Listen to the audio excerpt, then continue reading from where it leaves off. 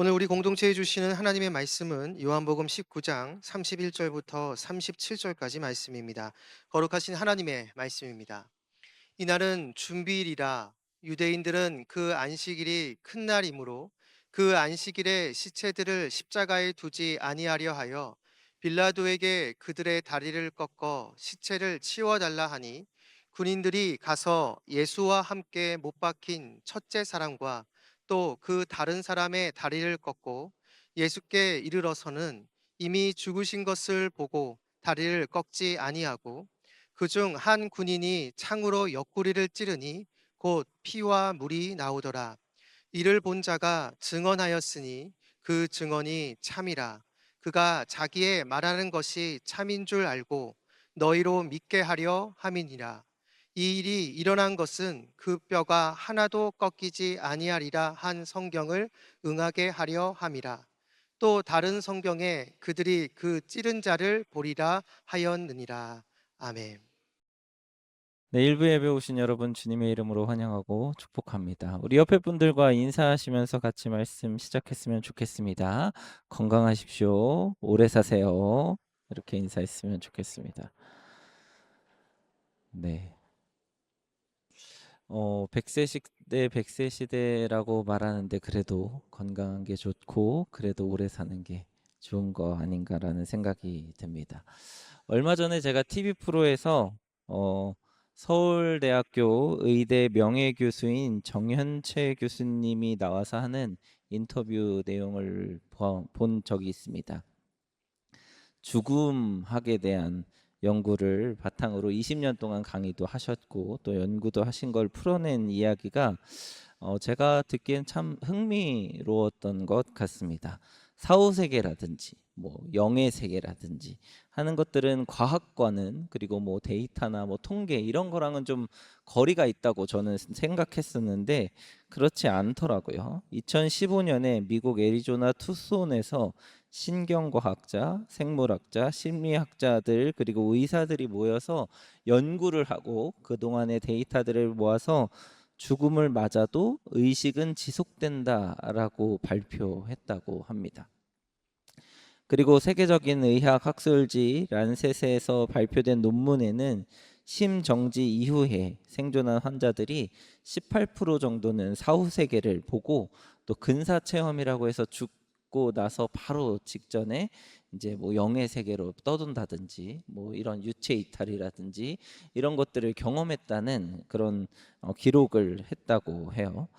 물론 뭐 이 데이터나 뭐 논문 그리고 뭐 기록된 것들이 전부 다 맞는 건 아닌 것 같고 또 우리가 생각하는 죽음 이후의 삶이라든지 영적인 삶이라든지 이런 걸 100% 밝혀낸 것은 아니지만 그럼에도 불구하고 인간의 죽음에 대해서 그리고 그 이후의 삶에 대해서 관심 갖고 그런 삶에 대해서 고찰해 보려고 했던 노력들은 의미가 있는 것은 아닌가 하는 흥미로운 시선으로 제가 들었던 것 같습니다. 그 중에서 이런 이야기가 좀 저에게는 더 흥미로웠어요. 그 교수님도 제보를 받은 것인데 미국 병원에서 근무하던 한국인 마취과 의사 선생님이 있었습니다. 그런데 그 동료 의사 중에는 동양인을 굉장히 무시하고 또 비하 발언을 서슴지 않는 백인 의사가 있었다고 해요.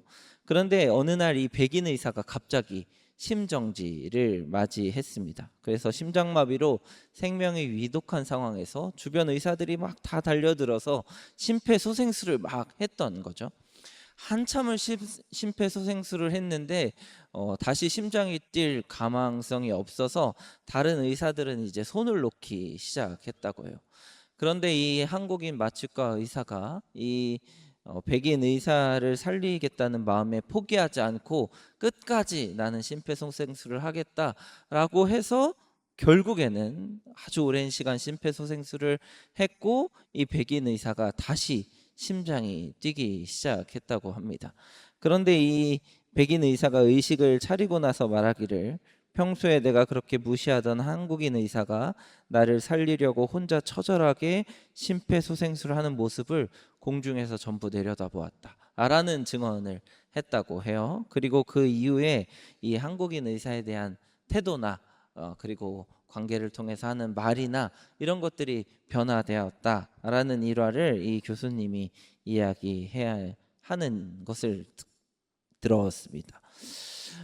죽음에 대하여서 말하고 또 고민하는 사람일수록 주변을 배려하고 또 삶이 좀 바뀐다라는 걸 이 교수님이 결론적으로 이야기하더라고요.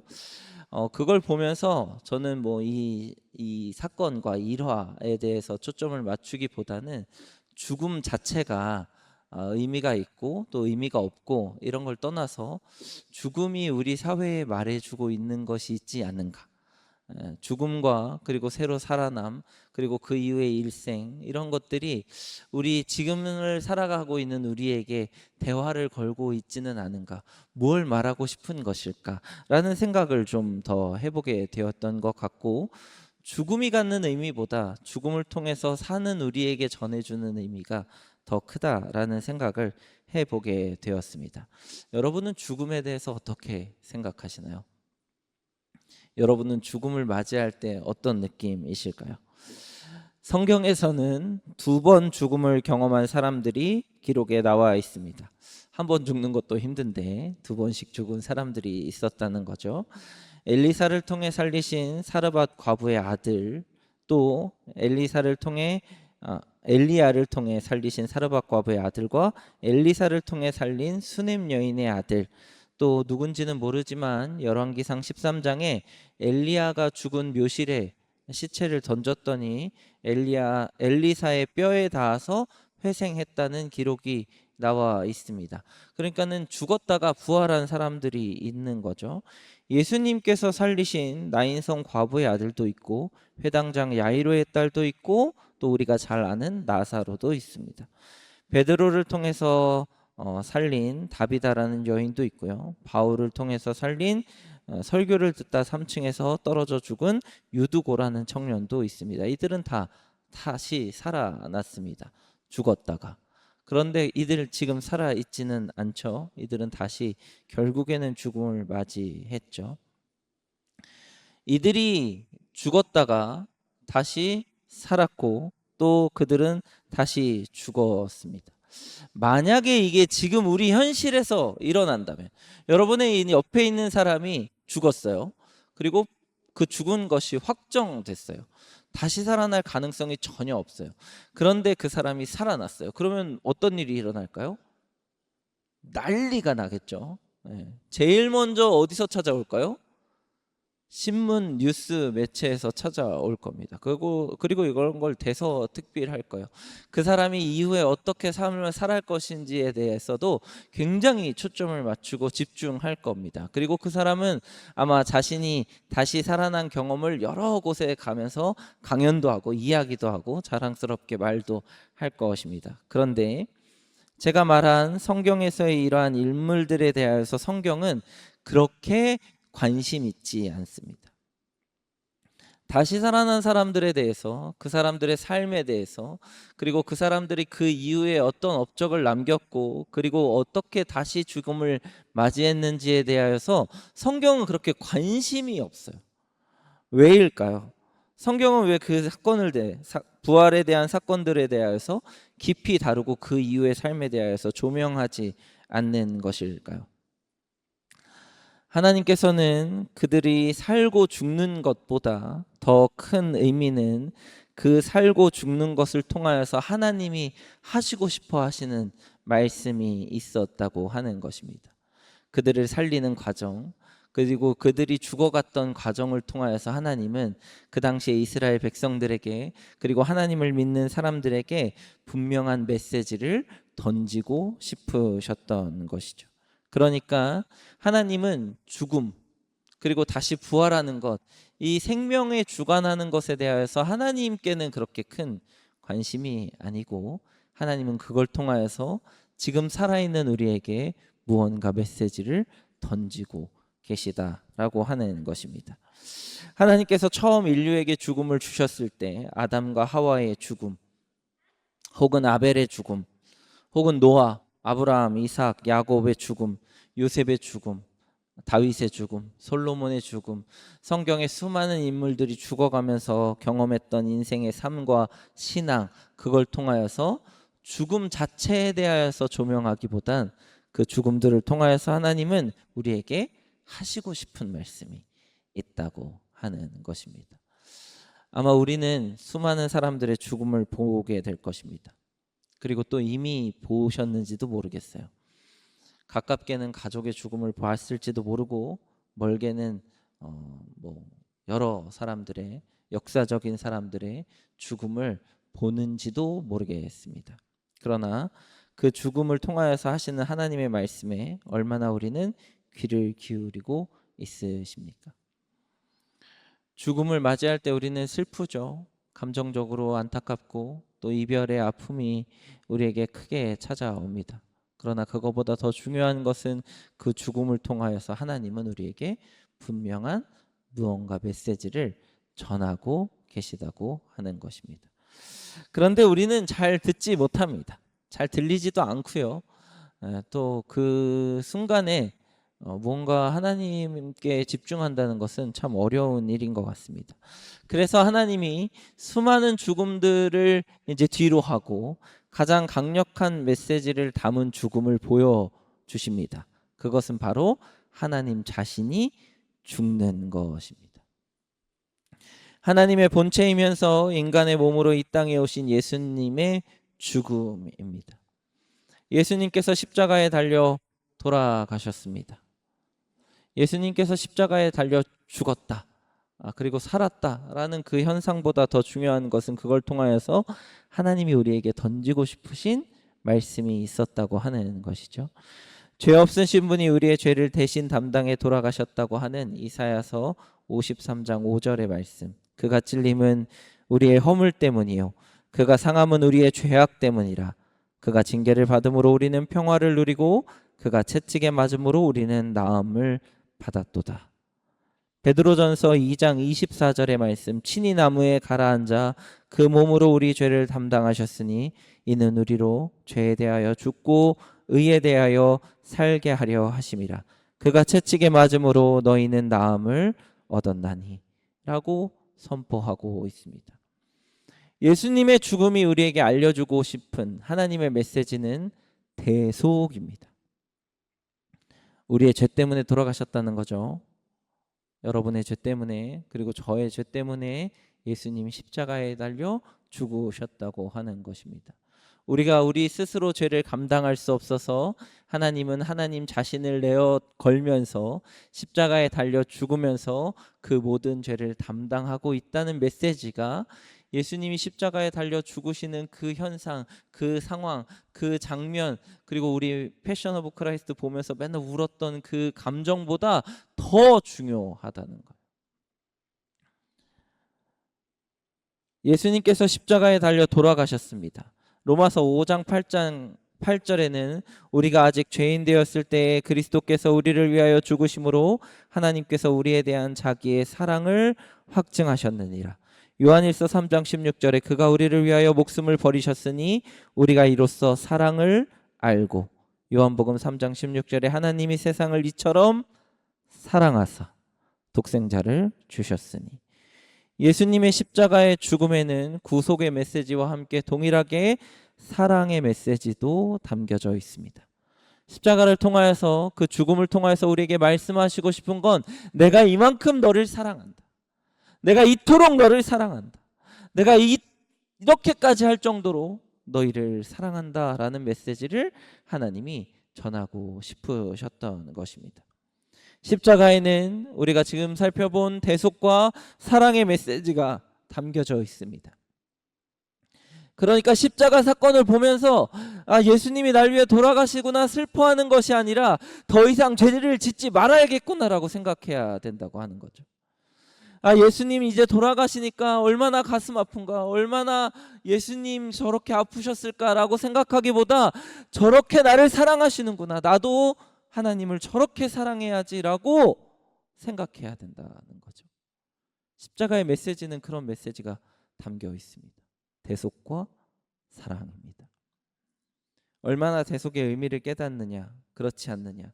얼마나 사랑의 깊이를 깨닫느냐, 그렇지 않느냐가 십자가가 우리에게 전해주는 것이지, 그저 십자가 예수님의 죽음, 그래서 슬프고 그래서 안타깝고 그래서 가슴 아프고 거기에서 끝나서는 안 된다고 하는 것입니다. 이제 오늘 본문으로 들어가 보겠습니다. 예수님께서 숨을 거두셨습니다. 오늘 읽은 본문의 바로 앞절 말씀인 30절 말씀에 보면 예수께서 다 이루었다라고 하시면서 머리를 숙이시니 영혼이 떠나갔다라고 말하고 있습니다. 그러니까 분명하게 예수님 이제 돌아가신 거예요. 분명하게 십자가를 통하여서 예수님 대속과 사랑의 의미를 선포하시고 돌아가셨습니다. 그런 예수님 앞에, 그런 예수님의 죽음 앞에 두 종류의 사람이 있습니다. 오늘 본문의 첫 번째는 유대인들입니다. 그들은 예수님을 죽이려고 소리를 치기도 했고 예수님을 죽여야 한다고 강하게 주장하면서 예수님을 십자가로 몰았습니다. 예수님을 죽인 결정적인 이유가 그들에게는 신성을 모독하고 또 안식일을 범하는 것 때문이었습니다. 그런데 그런 그들이 오늘 본문 말씀에 뭐라고 이야기하냐면 안식일이 큰 일이니까 안식일에 시체를 두는 것이 맞지 않아서 시체를 두지 않으려고 빌라도에게 이제 찾아가요. 찾아가서 그 세 명, 십자가에 달려 있는 세 명의 다리를 꺾어서 완벽하게 죽이고 시체를 치워달라고 이야기합니다. 이미 십자가에서 그 생명력이 꺼져가고 있는 사람들에게 완전한 사형 선고를 내려가지고 안식일이 되면 시체가 더 이상 십자가에 매달려 있지 않게 하려고, 부정하게 하지 않으려고 유대인들이 빌라도에게 찾아간 것입니다. 100번 양보해서 예수님 옆에 있었던 두 강도가 십자가에 달린 것은 죄 때문이다, 자신들이 지은 강도짓 때문이다 라고 하더라도, 죄의 대가라고 하더라도 그런 그들에게 다리를 꺾어서 죽어가고 있는 사람을 확실히 죽이는 것, 이것이 유대인들이 그들에게 행한 짓이었습니다. 예수님에게도 같은 일을 하려고 했습니다. 예수님이 만약에 숨이 붙어 계셨다면, 조금이라도 미세하게 생명력이 살아 있었다면 아마 그 군인들은 다리를 꺾었을 거예요. 그리고 다리를 꺾는 걸 통해서 예수님을 한 번 더 확실하게 죽이는 일을 하려고 했을 것입니다. 예수님은 이미 영혼이 떠나가셨는데 다리를 만약에 꺾었다면 두 번 죽이는 일이 됐을 것입니다. 이들은 자신들이 지금 어떤 행위를 하고 있는지, 어떤 일을 저지르고 있는지 모릅니다. 자신들이 지키려고 하는 안식일, 자신들이 지키려고 하는 종교적 신념, 자신들이 지키려고 하는 종교적 가치들을 지키기 위하여서 하는 행위가 예수님을 한 번 죽이고 또 죽이는 일을, 십자가에 달려 죽어가고 있는 사람들을 죽이는 일을 살인이라는 것을 그들은 스스로 인식하지 못했다고 하는 것입니다. 혹 우리가 이들과 닮아 있지는 않은지 한번 생각해 보십시오. 예수님이 여러분을 위하여서 십자가를 지시고 구원하셔서 말씀상 공동체에 보내주셨고 지금 예배도 드리고 또 하나님의 자녀로서 품에 안아주셨습니다. 그런데 우리는 그런 하나님의 구속과 사랑을 때로는 잊어버린 채 예수님을 또 한 번 확실히 죽이려고 하고 있지는 않으십니까? 교회의 제도를 지키느라, 교회의 형식을 지키느라, 교회의 전통을 지키느라 복음을 잊어버리고 사랑을 잊어버리고 하나님이 주신 용서와 구속을 잊어버리고 예수님 못 박혀 있는 채로 다리를 꺾어버리려고 하고 있지는 않으십니까? 여러분이 지키려는 것은 무엇일까요? 유대인들이 지키려고 했던 이 안식일일까요? 아니면 예수님일까요? 여러분은 지금 무엇을 지키고 계십니까? 그리고 무엇을 살리고 계십니까? 전통을 살리느라 예수님을 죽이고 형식을 살리느라 예수님을 죽이고 교회의 조직을 살리느라 예수님을 죽이는 일을 서슴지 않고 행하고 계시지는 않습니까? 두 번째 사람들은 이제 군인입니다. 군인. 그들은 예수님에 대해서 깊이 있게 생각하는 사람들은 아니었어요. 그리고 또 예수님을 핍박하고 막 채찍질하고 막 때리기는 했지만 예수님에 대한 어떤 적대심이나 예수님이 진짜 무슨 죄가 있어서 이런 일을 당해야 된다거나 하는 생각을 가진 사람들은 아니었습니다. 아마 그들은 단지 직업적으로 군인이었기 때문에 상사가 시키는 대로 또 빌라도가 지시하는 대로 행동했을 뿐입니다. 그들 중에 이제 노련한 군인은 십자가에 달려 돌아가 있는 상태만 봐도 죽었는지 안 죽었는지 알았나 봐요. 예수님이 이미 숨이 끊어졌다는 것을 판단 내린 군인도 있었습니다. 그런데 그런 군인 중에 한 군인이 창으로 옆구리를 찔렀습니다. 이미 돌아가신 예수님께 다시 한번 사형 선고를 내린 것입니다. 확실히 죽었다는 걸 보여주기 위해서 창으로 옆구리를 찔렀습니다. 그는 왜 찔렀을까요? 아마 상사가 던져놓은 문제를 해결하고 직업적인 성취를 위해서, 혹은 이걸 찌름으로 내가 예수님에 대한 사형 선고를 내리고 또 그 일을 잘 수행했다는 걸 통하여서 성공을 누리고 지위가 업그레이드 되고 더 나아진 삶을 살기 위하여서 찌르지 않았을까요? 왜? 그는 군인이었으니까요. 여러분에게 예수님에 대한 악의가 없고 예수님에 대한 아무런 관심이나 생각이 없을 수도 있습니다. 그런데 혹 그 중에 행동하는 것이 자신의 직업을 위해, 자신의 성과를 위해, 자신의 노력과 헌신과 그리고 그러한 것에 대한 보상을 위하여서 예수님께 창으로 옆구리를 찌르는 일을 행하고 있는 군인과 다르지 않는 선택을 하고 계시지는 않습니까? 세상의 이익과 유익을 위해, 나의 목적을 위해서 예수님을 이용하고 예수님의 십자가를 이용하고 예수님의 죽음을 이용한다면 그것은 군인이 옆구리에 창을 찌르는 2번 죽이는 일과 다르지 않다고 하는 것입니다. 신기하게도 이제 예수님의 십자가 사건에서 유대인들은 욕을 좀 많이 먹어요. 그렇죠? 유대인들은 예수님을 죽인 사람들, 죽인 종교인들이라고 욕을 참 많이 먹는데 군인들은 욕을 좀 덜 먹습니다. 그 이후에도 군인들이 예수님을 죽였다라는 얘기는 별로 없어요. 왜? 직업적 성실함이 덮어줬기 때문에 그렇다고 저는 생각합니다. 그들이 직업적으로 자신의 일을 마땅히 행했고, 그들이 직업적으로 자신의 삶에서 그동안에 해왔던 일들을 지속했고, 그랬기 때문에 십자가에 달았고, 십자가에 달린 예수님께 못을 박았고, 십자가에 달린 예수님이 못 박혀서 돌아가시는 중에 숨이 끊어졌음에도 창으로 찔러서 2번 죽이는 일을 서슴없이 행한 것, 이것이 마치 면죄부처럼 군인들에게는 적용되었습니다. 그런데 그렇지 않습니다. 군인들이 예수님을 찔러 죽였다는 것은, 예수님을 못 박아 죽였다는 것은, 창으로 찔렀다는 것은 사라지는 사실이 아닙니다. 여러분들이 성실하게 직업을 행하고 성실하게 세상을 살아가고 성실하게 자기 이익과 자기 유익을 위해 살아가는 것, 그것이 예수님을 창으로 찌르는 것의 면죄부가 되지는 않습니다. 아무리 열심히 내 인생을 살아가고 직업적으로 성실히 살아가도 예수님을 이용하고 십자가를 이용하고 죽음을 이용하고 예수님의 구속과 사랑이 빠지면 그 안에는 예수님을 2번 죽이는 창으로 찌르는 행위가 우리의 삶에 남아 있다고 하는 것입니다.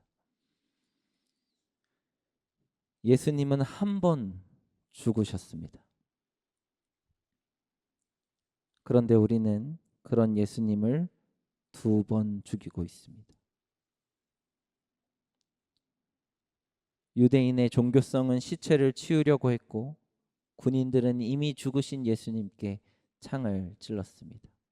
우리는 때로는 유대인이 되기도 하고 때로는 군인이 되기도 해서 예수님을 2번 죽입니다. 종교는 예수님을 2번 죽입니다. 형식은 예수님을 2번 죽입니다. 욕심은 예수님을 2번 죽입니다. 자기 의는 예수님을 2번 죽입니다.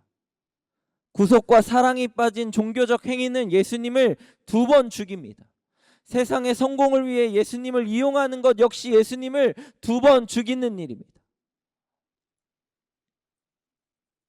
나를 위해 그 무엇이든지 하면 예수님은 나 때문에 2번 죽습니다. 2000년 전에 십자가에 달려 죽으신 예수님이 오늘 나 때문에 또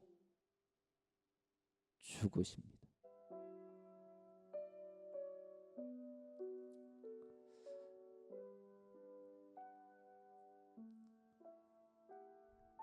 그런데 성경은 여기서 끝나지 않습니다. 뭐라고 말씀하시냐면 이 일이 일어난 것은 성경을 응하게 하려 함이라.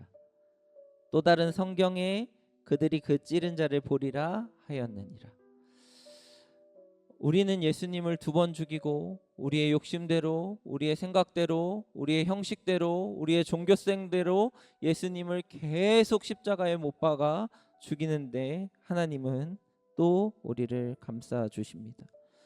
말씀의 성취 때문에 일어난 일이야. 예언을 성취하려고 그 이미 오래전에 말한 내가 너희에게 한 약속을 지키려고 일어난 일이야.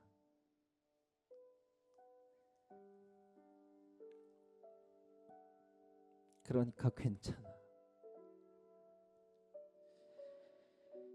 다시 죄를 짓지 말고 나에게 오면 돼. 다시 나를 사랑한다 말하고 나에게 오면 돼.